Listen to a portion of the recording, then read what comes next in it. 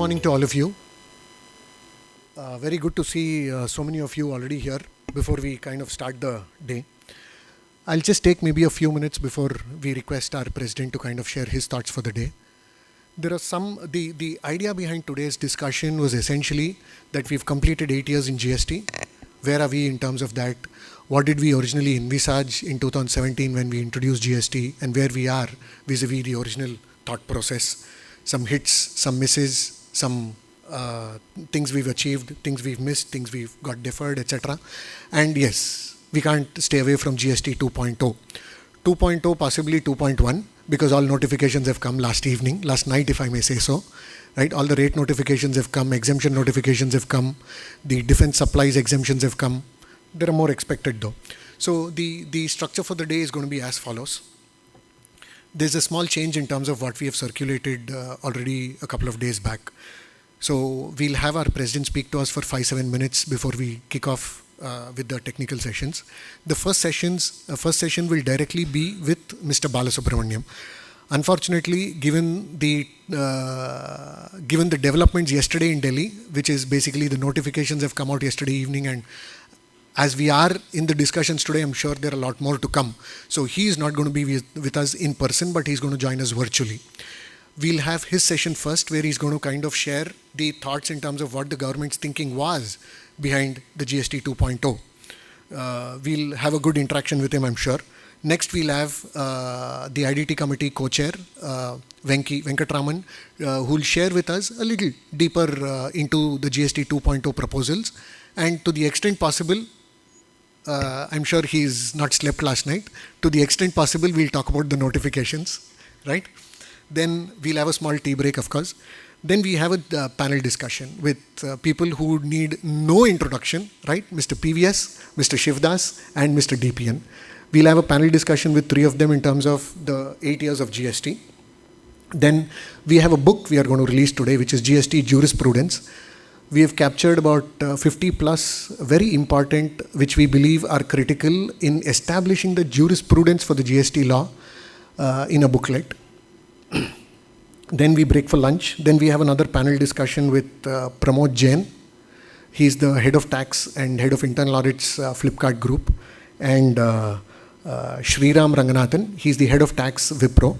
There's a small change. Sunil was supposed to come. He's the chair for the direct taxes committee and SVP Infosys. He cannot make it today, last minute change. So Sriram was kind enough to kind of step in and make this happen for us. And third is Mr. Shiv Kumar. 3 people on that panel too. Shiv Kumar is the CFO of Tata Consumer Products Limited. And the last, yes, we can't really stay away from, artificial intelligence, computers, analytics, machine learning. So we have a session by one Mr. Vishnu Bagri, who's my partner too. He's a partner at Singvi Devanunni. He's going to walk us through in terms of where we are versus where we think we will be in a few years from now on use of artificial intelligence. So this is the summary for the day. So look forward to a great interaction with all of you. And yes, the panel discussion. Sir, may I request you for 2 minutes on this? Our president, please come, sir. Very warm welcome. I would say that this indirect tax committee is one of the vibrant committees. I have seen it in BCIC for over the years.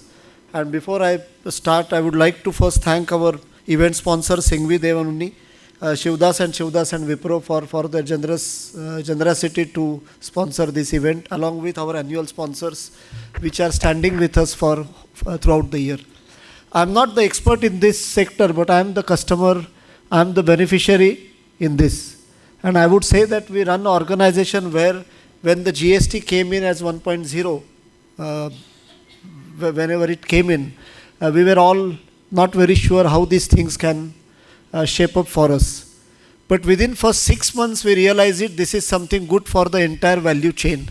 And today, when I see this 2.0 or 2.1, what Mr. Badri has mentioned, this is absolutely a step forward. Government has talked about in this year 3 major steps have been taken. One in the union budget. Whole budget was talked about the consumption-based economy. Second thing, there were continuous repo rates reduction by the RBI. 3 times it is reduced almost to 1 percentile point, and third major step happened into as a GST 2.0, and it clearly shows that consumption is going to improve with this.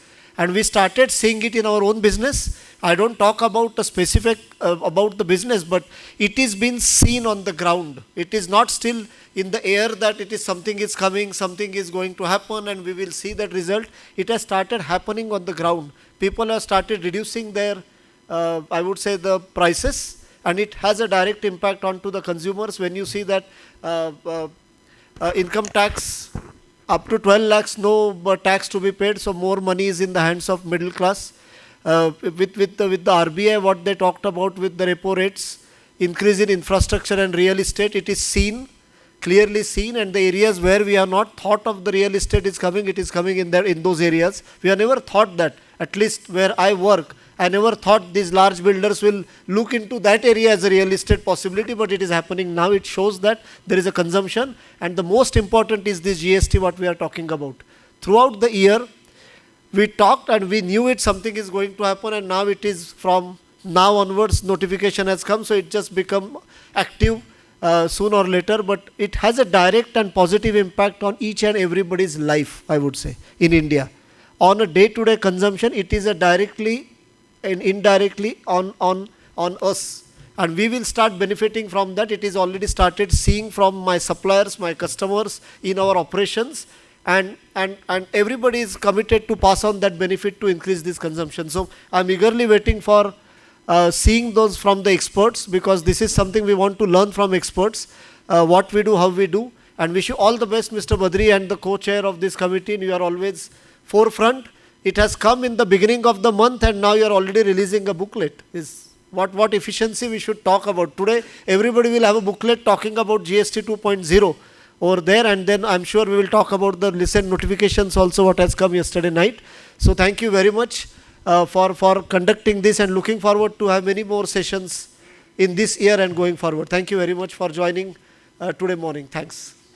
The next one is where we have Venki is going to walk us through in terms of what the GST 2.0 proposals are. Before that, may I request our Senior Vice President to share few notes of his. Sir, K. Ravi sir. Venki, over to you. Yeah, thank you, Badri. Thank you so much. In fact, warm welcome to all of you. I think the day could not have started better note than this, right? Hearing from the policymaker in terms of what has led to this change and what has been the thought process of the government in coming up with all of this. I think some of the most important questions that were going on in our mind, I think got addressed by the policymaker himself. In fact, we wanted to have this session before Bala's session so that we can set some context in terms of what has changed. And now I think my job is easier in terms of now most of you has heard some of these questions which we have in mind, which we wanted to ask Bala, I think has already been posted. So to that extent, I will not repeat what Bala has already clarified. I will just run past through in terms of some of the changes that has been done by GST 2.0, 56th GST Council. For us to understand in terms of what has changed, where we are and what has changed, and in some of the possible issues that we could come across.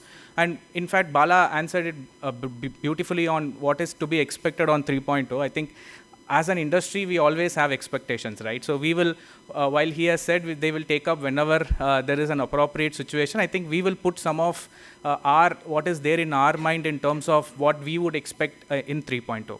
So in fact, before we get into 2.0, it's important to see what is the journey of GST in the last 8 years so that we come to 2.0 after going through all of that by steps, right? In fact, way back, while it came in 2017, way back the Empower Committee was set up consisting of finance ministers from the various states in way back in 2000. In fact, it is important to mention the role of BCIC here. BCIC has been very active in doing conferences and meetings to ensure that the important aspects of transition, important aspects of industry is highlighted to the Empowered Committee. In fact, that has been a very, very significant contribution recognized at all the stages. In fact, what happened is that after that, we launched it in, it was launched in 2017 with 7 slab In fact, one of the important aspect was, while we all know the service tax rate of 15 and then the other rates which were there in the respective VAT, the weighted average rate at when the GST was introduced was around 14.4. Right? It will be interesting to see what it is now after the rate reduction. So we will see that as well. But 17 plus taxes got merged, and we had a 7 slab rate which got introduced. While the rate rationalization we are seeing now after 8 years, but there was a significant rate rationalization which happened way back in November 2017, with 200 plus rates got rationalized then.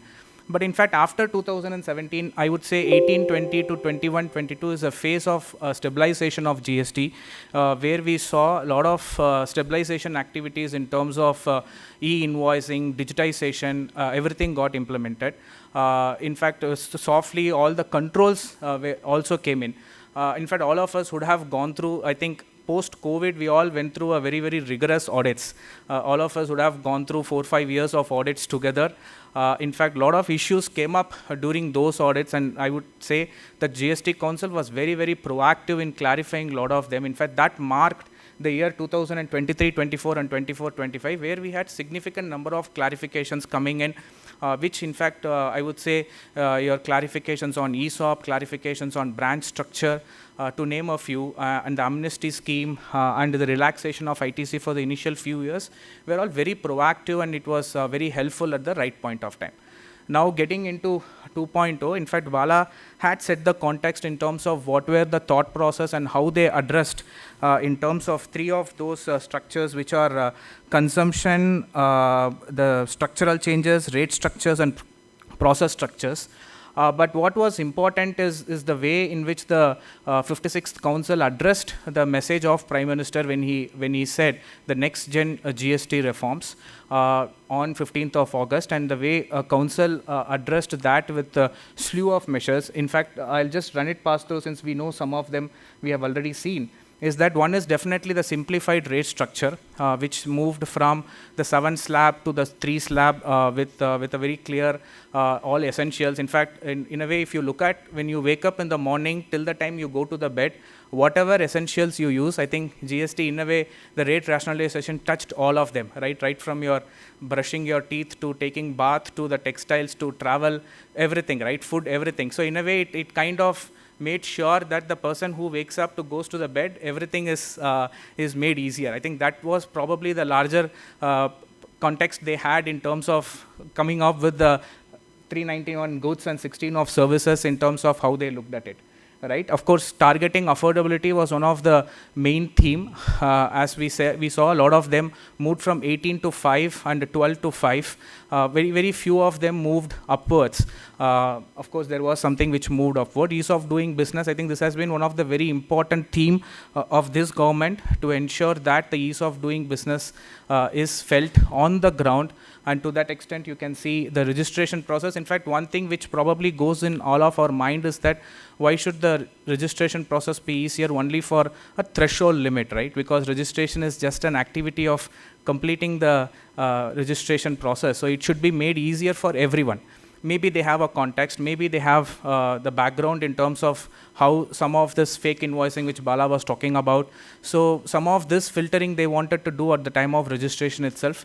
Maybe that is the reason, but we will hope that the threshold limit gets expanded and it is made a lot more easier. In fact, even if not for new registrations, at least for adding additional place of business, I think it should be a lot more easier than what it is today.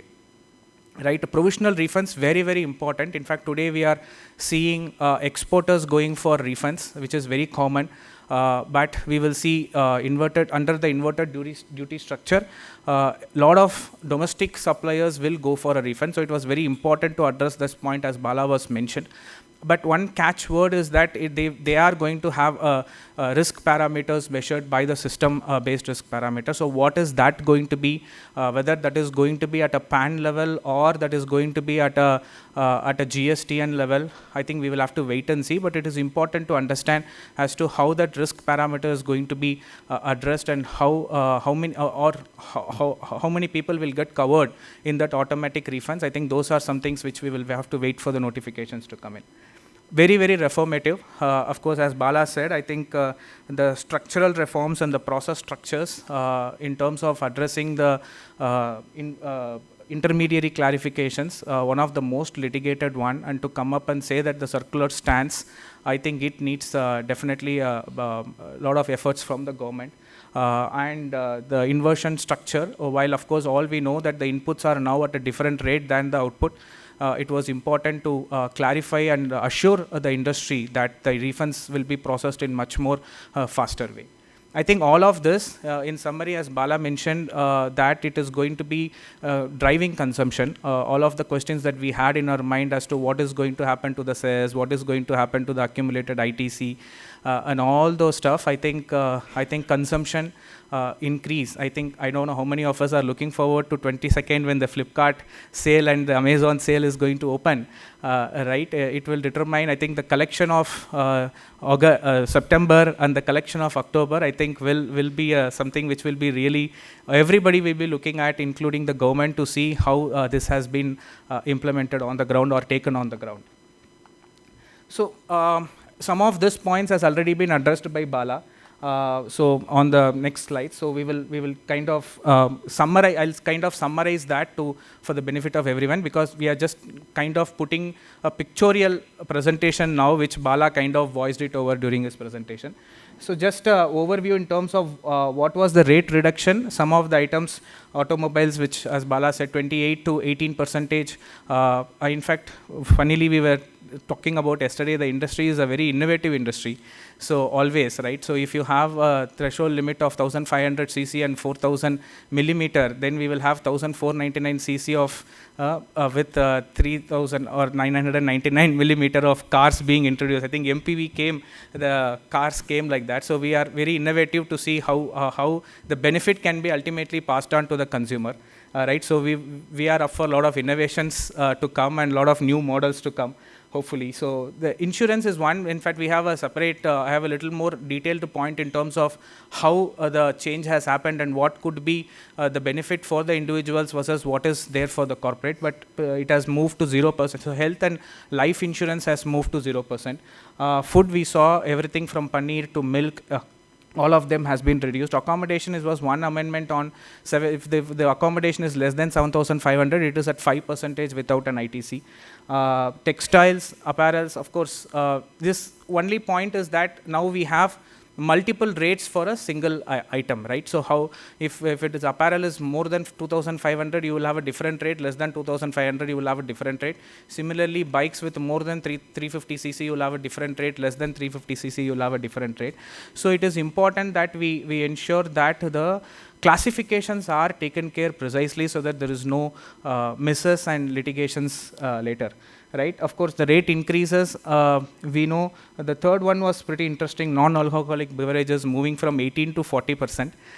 Right? So that's a steep one. Of course, logistics services. Pramod this year, he was in the other panel where he was giving some insights on the GTA and how the e-commerce is going to be looked at. I think that is one which is going to probably affect the industry in terms of the higher cost and the logic behind of bringing in the local delivery. At least to the extent I have read the notifications yesterday, I have not seen a clarification on what is local delivery defined yet. So we will see what is going to be local delivery definition and how what will fall into it, and everything moving out of GTA, something which was not under the ambit of GST is going to come under the ambit of GST, right? Some of the challenges which G 2.0 has brought out is ITC will be disallowed, leading to the embedded cost. I think in a way one of the points that which was highlighted by the Bala also is that what has moved to a 0% is mostly unorganized sectors, right? Milks or sectors which probably does not have a robust system in terms of capturing the ITC or going through the compliance. So in a way, if we look at, while of course there will be a ITC which will get disallowed, would it probably be better for the kind of industry for which the rates have been 0? I think I'll leave that question with you to see if it is going to be more productive than taking the rate with ITC, right? of course, yeah, will result in accumulation of unutilized credit. As I was saying, that of course now a lot of people will go for refunds, where output is reduced from 8 to 15%. Inverted duty structure should kick in. And should help, but what can be also alternatively looked at by the industry is to relook at their supply chain, right? If to see if your accumulations can be controlled. Today, we have contractors, if we take in, we will get their invoice at 18% GST, but if they can be converted to an employee, of course, depending on the facts and situations for each one of you, then you will not have an accumulated ITC, right? So probably it is time for us to relook at as to how do we restructure, reorganize ourselves, especially the supply chain managements that we have, and see how we can mitigate or minimize the ITCs that is getting accumulated, so that the working capital is not blocked.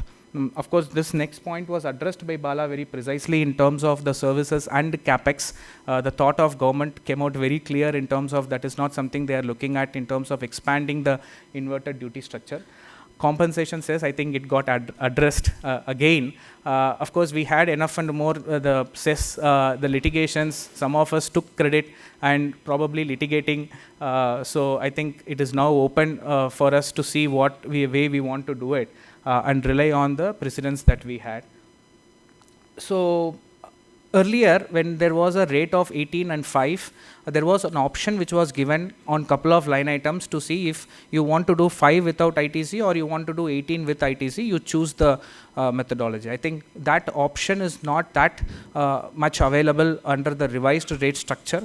So maybe it is good to give the option to the, because if the objective is to pass on the benefit to the end consumer, because he knows how competitive he can price himself and how competitive he can price his products compared to others. I think the option can be left with the industry to see if they want to choose whichever regime, so that it is up to him to choose whichever way. Otherwise, the cost is probably has to be sunk in. So I think that option can be looked at to be given to the industry. Of course, Bala addressed on this petroleum as well, in terms of there has to be a consensus and it cannot be done arbitrarily. But there is no definitive date which has been given for compensation cess removal for the demerit goods, as well as bringing petroleum and alcohol for human consumption into GST. I think those clarities will probably help to see how the government is thinking through. Corporate medical and life insurance, I think this one was always subject to GST with no input tax credit restricted under 17(5). In fact, when there were procurements for SEZ, employees who were working out of SEZ, a lot of people took a view that if it is for SEZ, of course you have exemption covered, you can procure it with exemption. I think then there was a lot of notifications issued to the notices issued to the insurers to say that is it covered under the 66 list of services which was notified for SEZs. Then the insurers stopped giving upfront exemption for insurance, corporate medical and life insurance, and hence they started charging GST. One of the reason which the government said at that point of time that anything which is linked with the end consumer, end consumption, I think you may not probably get a ITC because it is a restricted credit. But now individual policies are not subject to GST. That has been moved to 0. However, corporate policies will still remain, is how we have understood. Of course, we'll have to see the notifications, but the way the press release reads is that corporate policies will still be subject to GST. Any clarifications on this or thought of the government, or at least removing the restrictions on input tax credit, I think will definitely help the industry. We just kind of double clicked into some of the key announcements which has been done, which is on the intermediate. I think we discussed enough in terms of a person who is facilitating a transaction, and if he is doing that for a non-resident, it was treated as a domestic supply because the place of supply was the place of the intermediary, not the place of the recipient. I think that amendment to happen and to give a clarity that it is going to be the place of supply of the recipient, which means that it will be an export and consequently whoever is an intermediary can take an input tax credit will go a long way to help the industry to get a clarity on this.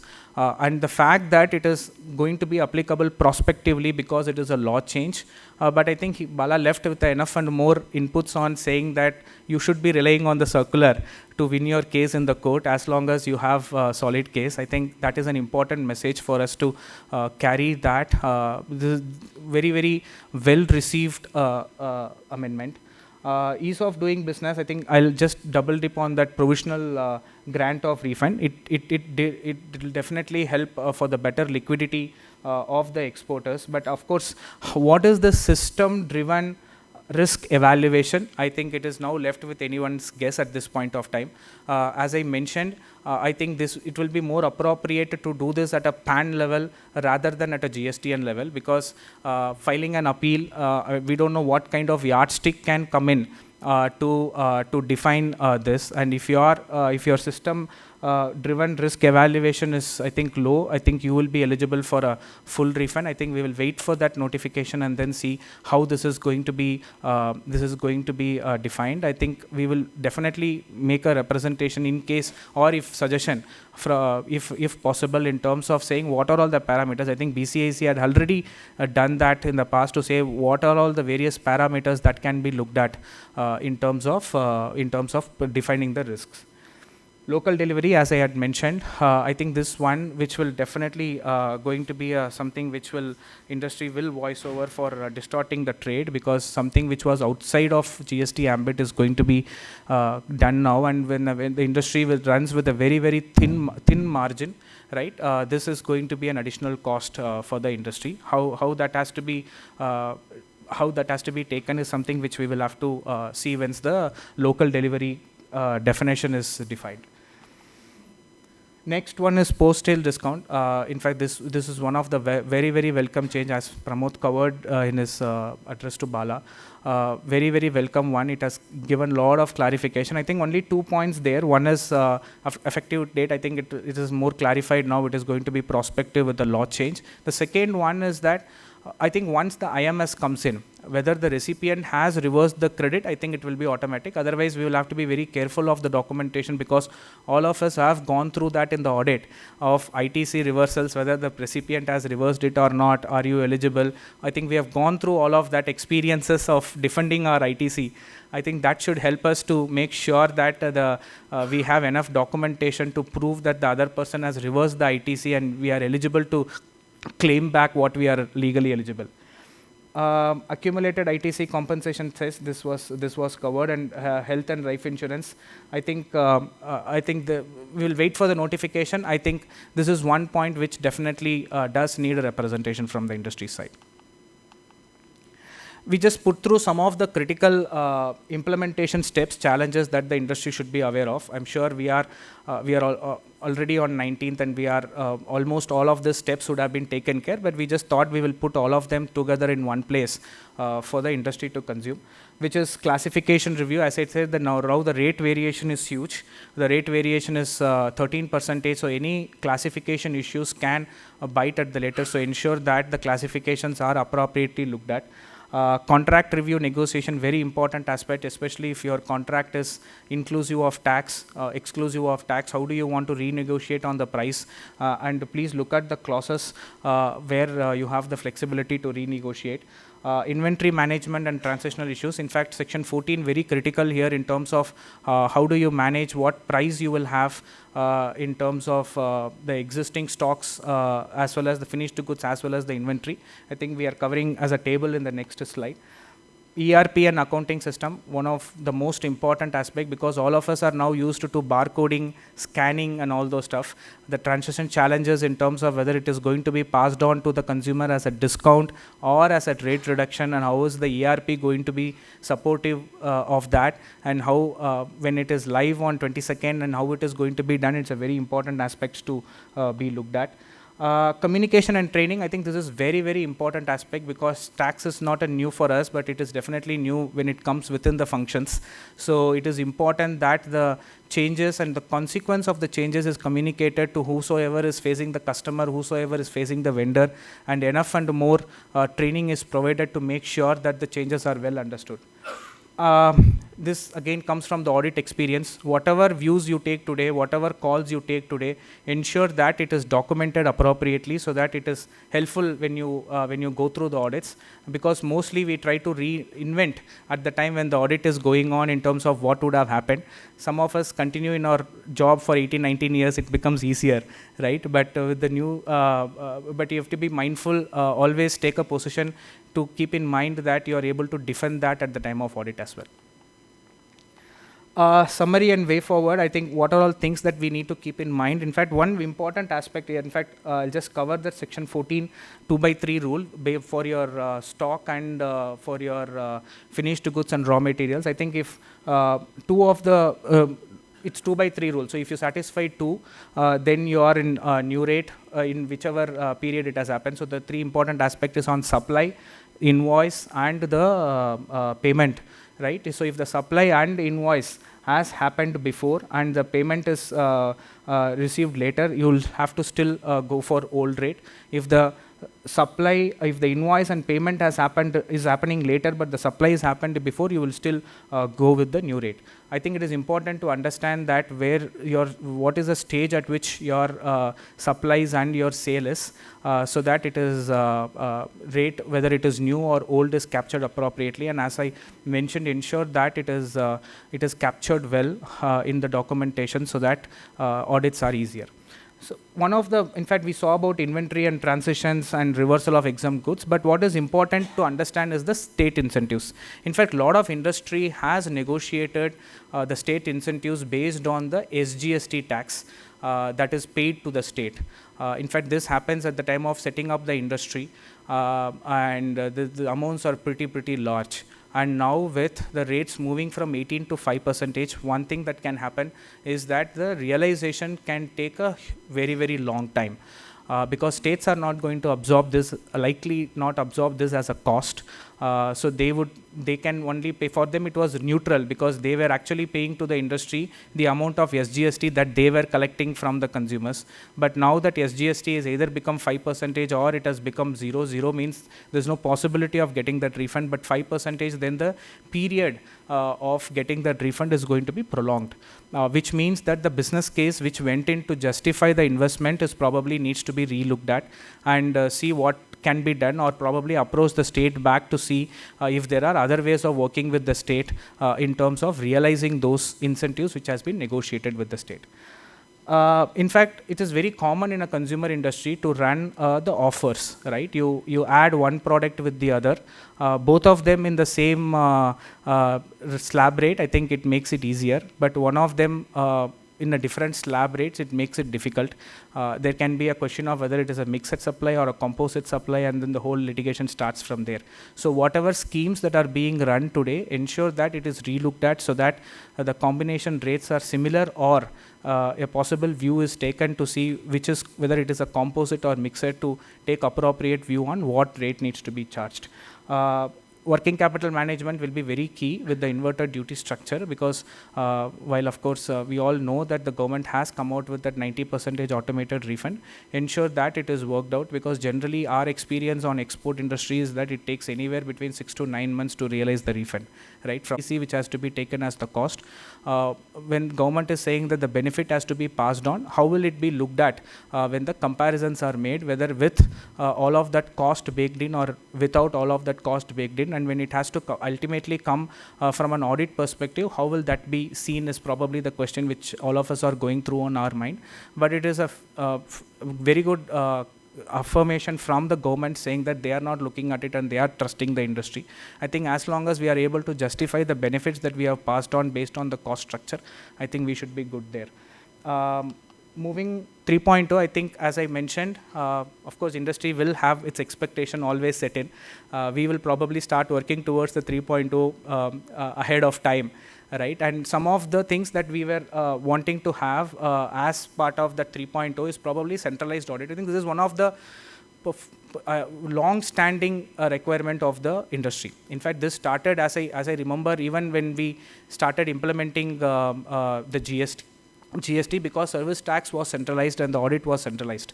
With the GST, with audits happening across all the GST, and some of us have 40 to 50 or 60 registrations, right? And each of the officers takes their own view on the common issues, right? It makes it a lot more efficient and lot more good to handle the audits at a centralized level, so that at least the varied views on a same issue probably could be avoided. And also the administrative time can be significantly saved. I think that will one which will keep industry will keep representing. Block credits and seamless ITC flow. In fact, again, Bala addressed this point, saying that wherever there is a block, it is actually items where they see fake invoicing happening, right? Of course, I think there are certain line items which are even beyond that. I think it is important to pick up those. Faceless assessment. In fact, we have seen this happening in income tax very seamlessly in the last few years. Some of us have had an advantage of on this. I think it is definitely one of our representation to the government to see if the faceless can be done for GST also, and especially, right, when I have to handle 44 registrations and I have to travel all 25 plus states to probably appear, I think faceless will make a lot more efficient when the teams are centralized. Utilization of ITC for remittance of RCM. I think this is again one of the long-standing requirement of the industry. Especially it makes sense now with inverted duty structure, where anyway the government is wanting to refund the inverted duty structure. I think it is time for to ask this again in terms of allow us at least now, instead of we coming giving you cash, you allow us to utilize it as an payment against RCM, which can become more efficient for both of us. I think this is time for us to make this representation time and again with the revised things that is on the ground. Set off of CGST across states. In fact, I picked this up from Pramod when he did this in the last session, right? It makes a lot of important sense to do this, because CGST across states, I think while of course there are restrictions on SGST, I think allowing the set off of CGST across states will definitely be one of the thing which government can look at, so that it eases, it definitely enhances the ease of doing business. I think that's all I had. We thought we will give a brief of this, as I said, before Bala's session. I think with Bala's session, a lot of these questions got answered directly. So we leave that with you. Yeah. Thank you. I think we'll break for tea now. It's 11:25. I think I left 5 minutes ahead.